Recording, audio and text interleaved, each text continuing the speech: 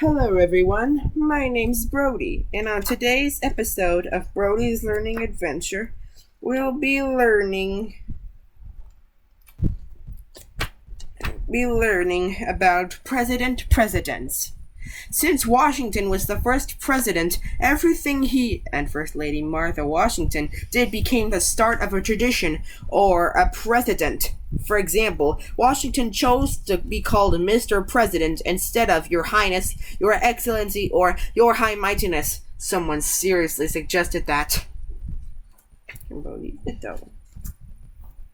The first president. In early 1789, the states that had ratified the Constitution decided that an electoral college would meet and elect a president. Electoral college is a group that represents the people's vote in electing a president. And guess what? For those of you who hadn't heard, Joe Biden has been elected president. He will save America. Donald Trump failed us, but Joe Biden won't. But episode 42 hasn't been uploaded to my channel or on my tablet, so if you guys are on restricted mode on your tablets, go watch the Schoolhouse Rock episode, The Shot Heard Round the World. It'll give you all the information you need about the British are coming and the Revolutionary War in song. George Washington was convinced to come out of retirement, and he received all the electoral votes. Washington is the only president to have ever won all of the electoral votes. According to the rules of the Constitution, the person with the second highest number of votes was vice president, so John Adams became the first vice president. They were inaugurated on April 30th, 1789, in New York City, then the nation's temporary capital.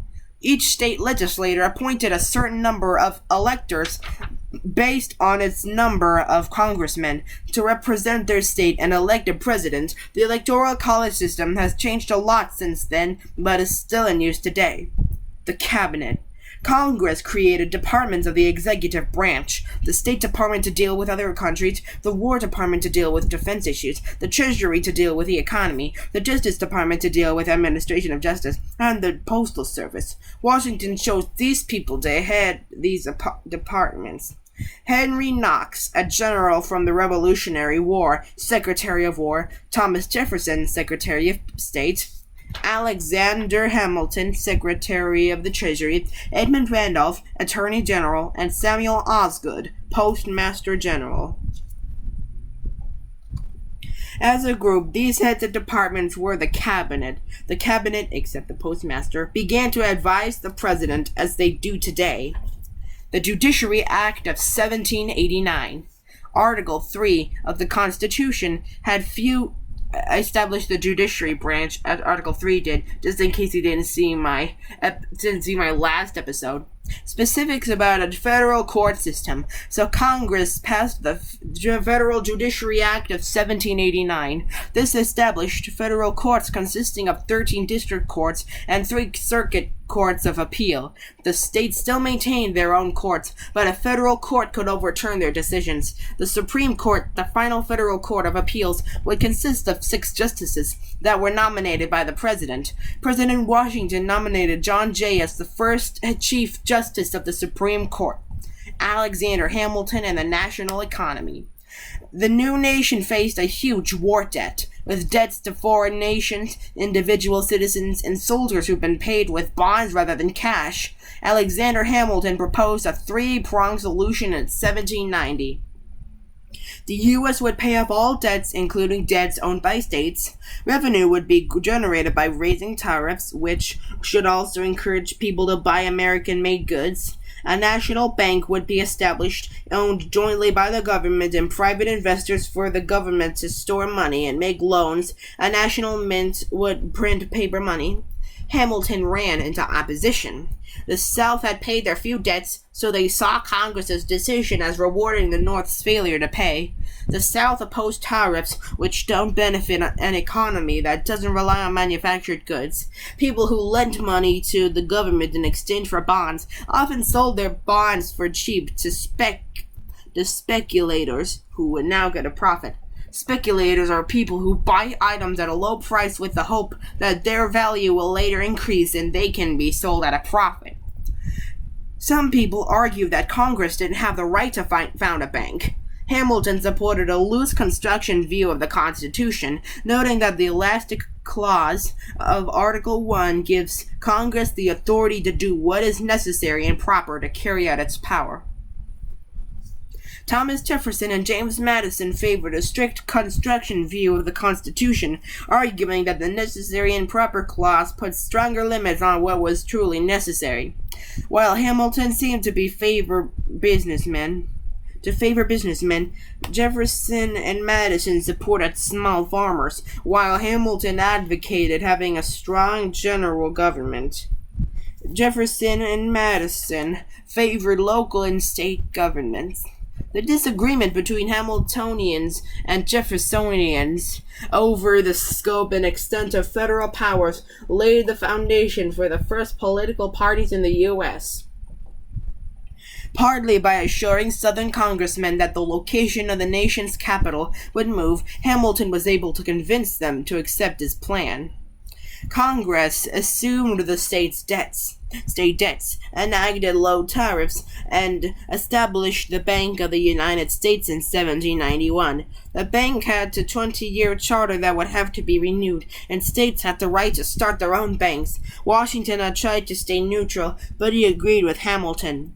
Washington, D.C. New York City was a large and bustling metropolis, but some worried that keeping the capital there favored northern interests. A piece of land on the Potomac River between Maryland and Virginia, but part of neither state, was chosen as the site of a new capital.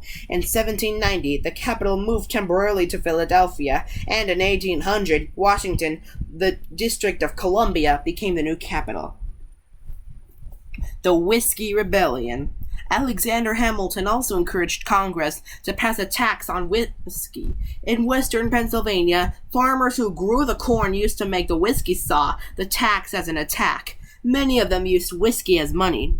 In the summer of 1794, farmers attacked tax collectors in the Whiskey Rebellion. That November, Washington personally led an army to stop the rebellion, and the farmers surrendered right away. Washington proved that the U.S. government was powerful and would use force if its people did not follow the law.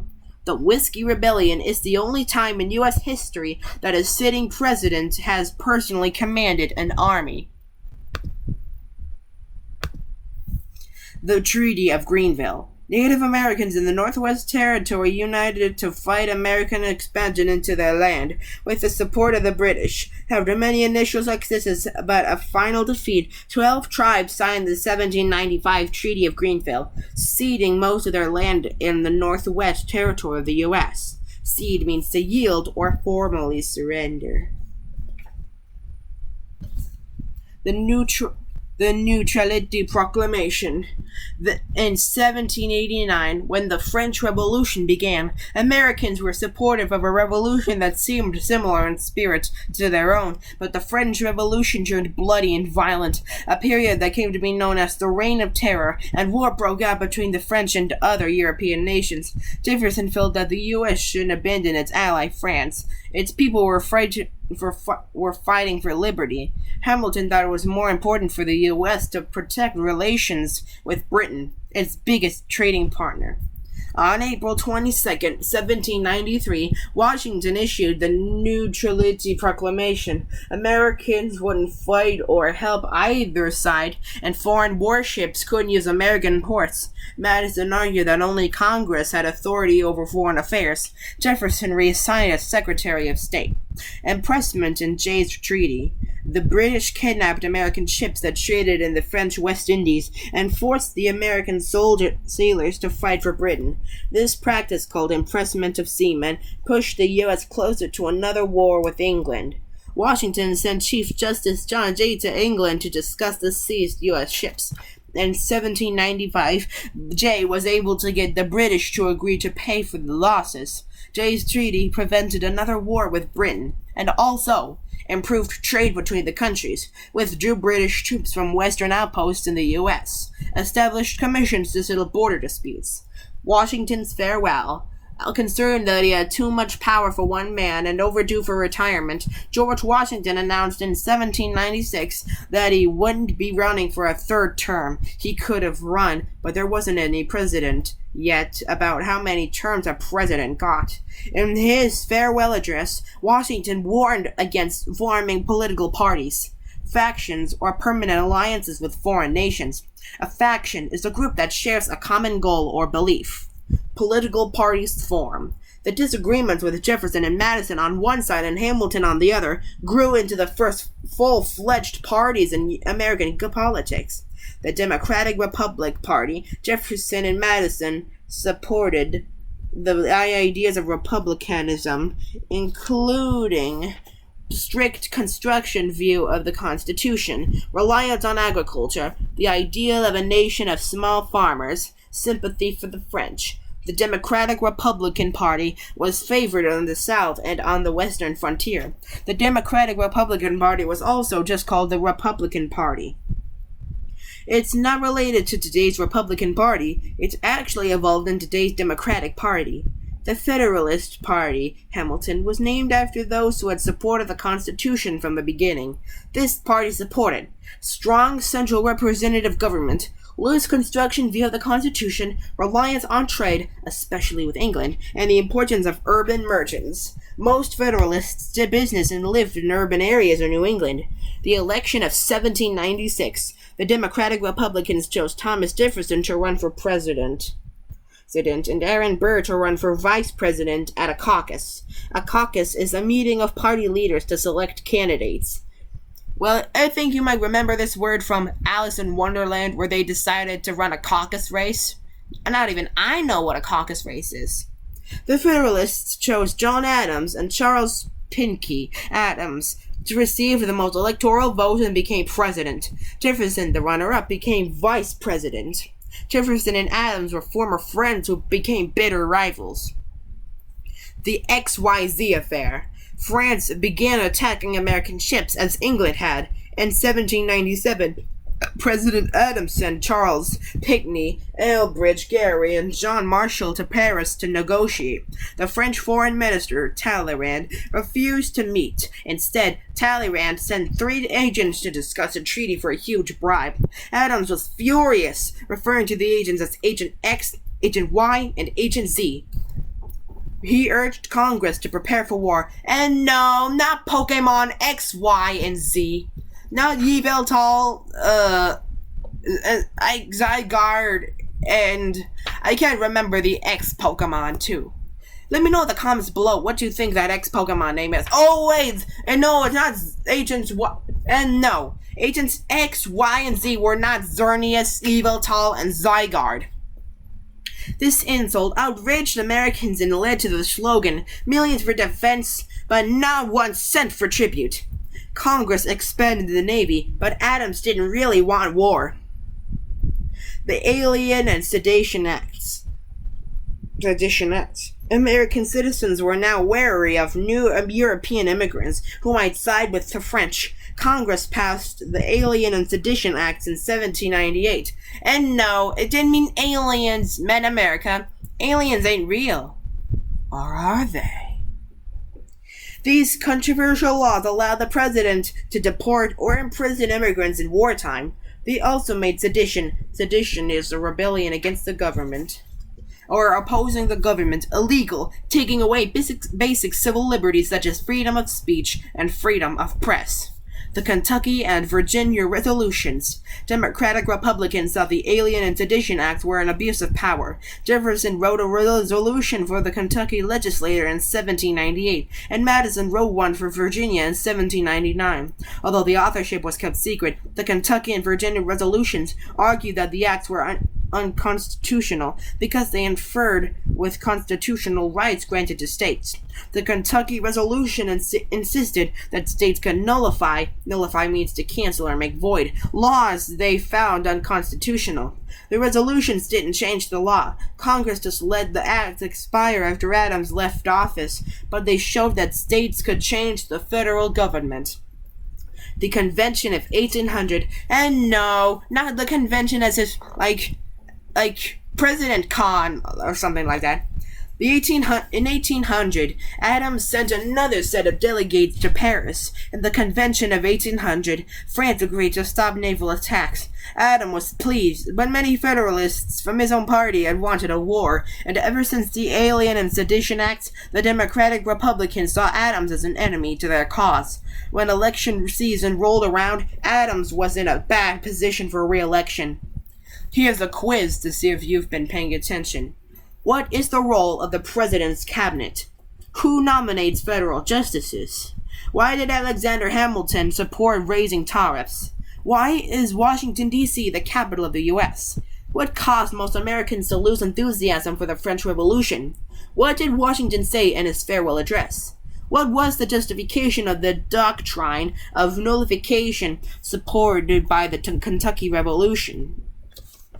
Pause the video now to think of the answers for yourself. On to the answers. 1. To advise the president. 2. The president. 3. To raise revenue and encourage people to buy American goods. 4. It was a compromise to move the capital closer to a neutral location that was not part of any state in between the North and South. 5. The Reign of Terror. 6. He advised the nation to avoid forming political parties, factions, and permanent alliances with foreign countries. And 7. That the states have rights that the federal government cannot alter, so the states can declare acts unconstitutional and nullify them. Be sure to like, comment, subscribe, and hit the notification bell so that way you won't miss any of my new episodes. This is Brody, signing out.